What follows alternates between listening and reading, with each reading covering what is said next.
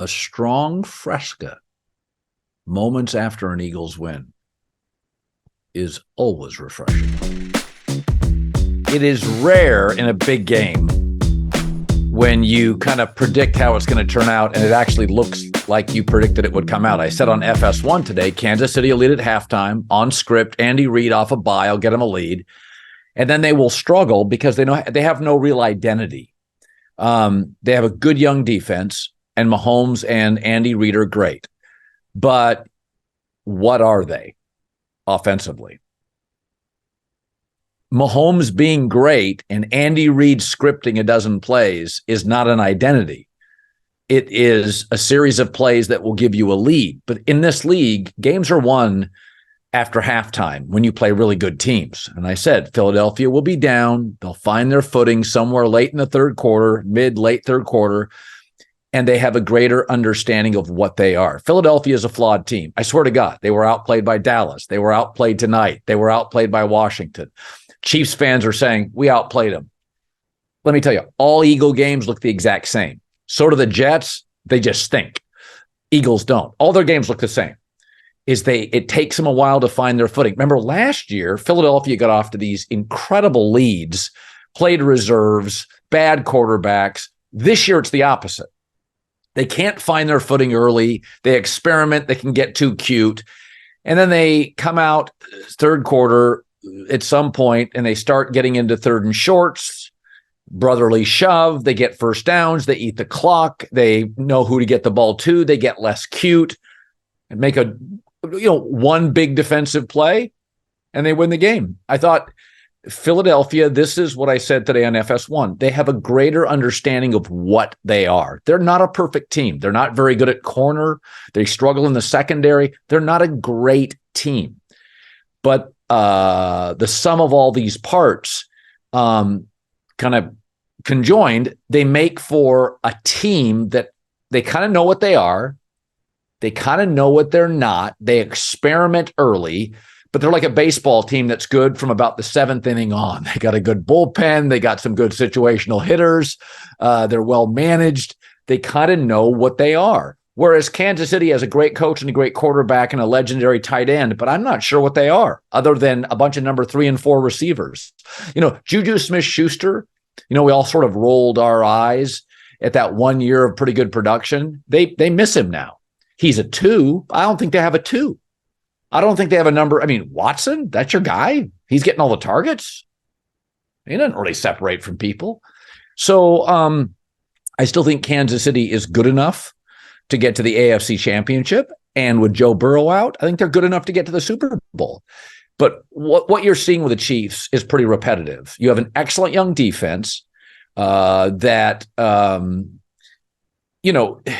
right now is more consistent than the offense. And that's never been the case in the Patrick Mahomes dynasty. Chiefs defense, I know what I get every week. Fast, good tacklers. They can put real intense pressure without bringing extra people. I mean, they gave the Eagles fits in the first half up front. But this is, all dynasties, Brady early in New England, it was all about defense, special teams.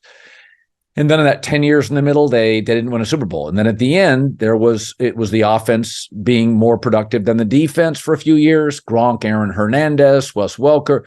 And then in the end, Brady left because he couldn't get wide receivers and the defense was good with Belichick, but they didn't have any separators on the perimeter offensively. So, all these dynasties, they ebb and flow. And so this started with, Tyreek Hill and Travis Kelce in his prime and Mahomes ascending, and they looked unbeatable. They could play from behind. This is not a Kansas City team that can play from way down. They can't. They just don't have the personnel. So we had said at the trade deadline, they have to go out and get somebody. They have to go out and get a legitimate number 2. And they really didn't. They went and got a Jets receiver who was familiar with the system, but it's not a 2. So they don't have a 1 or a 2. And Travis Kelce showing his age. I couldn't tell you the last Chiefs game I watched that he wasn't hobbling at some point. All right, there's so much to be thankful for over the holiday weekend. Friends and family, food and football, especially NFL. New customers at DraftKings Sportsbook. Download the app. Full weekend of action, full week of action.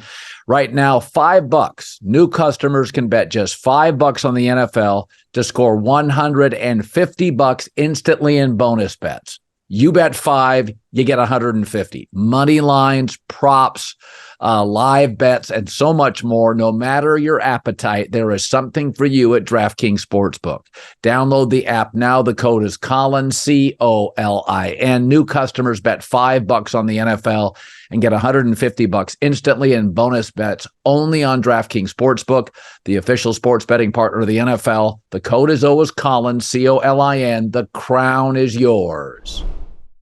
In terms of Philadelphia, I just love Jalen Hurts. God, I love Jalen Hurts.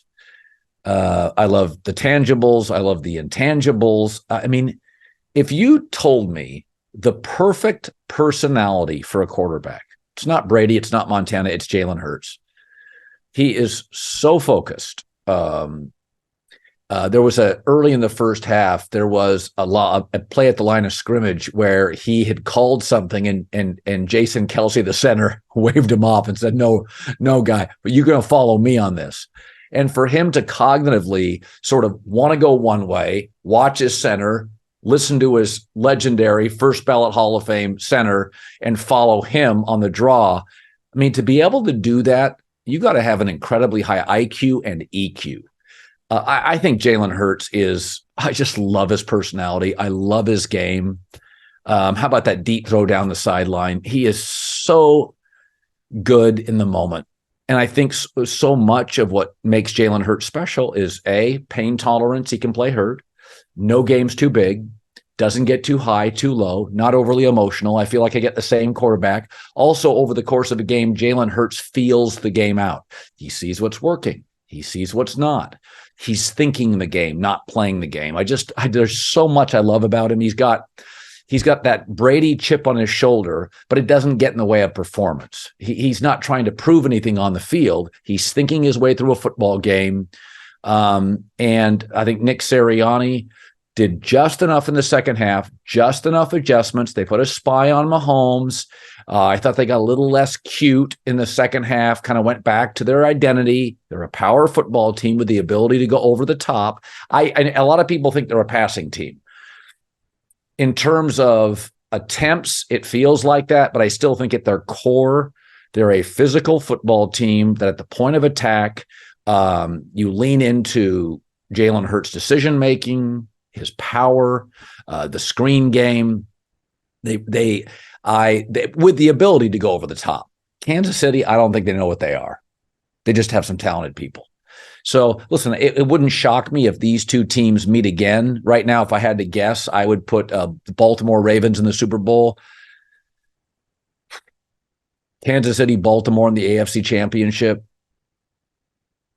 Philadelphia, I think eventually they'll figure out a way to beat San Francisco, Detroit, or Dallas. I think the Cowboys are a live dog. I think they're going to win a playoff game.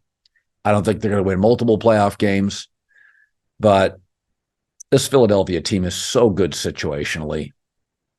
You know, you get into the NFL playoffs, man, the margins just shrink. And I know we're just going into Thanksgiving, but doesn't it kind of feel like we know who's really good? Philadelphia, Detroit, Dallas, San Francisco. That's your 4 in the NFC. Kansas City, Jacksonville, Baltimore. I think that's it. I don't trust Miami. I don't trust Buffalo. Burrow's gone. I think that's it. I mean, I feel that's a 7-team Super Bowl bubble. Philly, Dallas, Detroit, San Francisco, Kansas City, Baltimore, Jacksonville. That's it. Well, if Kansas City won, I was going to have to go on First Things First with Nick Wright. Instead, cheers, my friends. He'll be coming on the herd. A strong Fresca moments after an Eagles win is always refreshing. This has been your instant reaction.